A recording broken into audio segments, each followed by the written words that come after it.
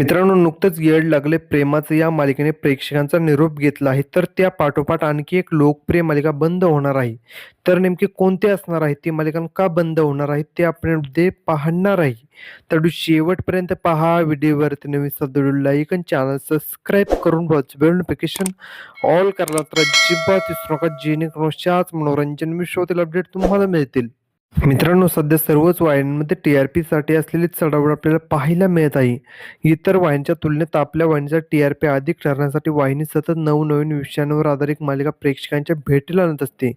नवीन मालिका सुरू होणार म्हटल्यावर जुनी मालिका निरोप घेणारे ठरलेलंच असतं. नुकतंच वाहिनी आमच्या लाडक्या नाईक बाई ही मालिका प्रेक्षकांच्या भेटीला आणली.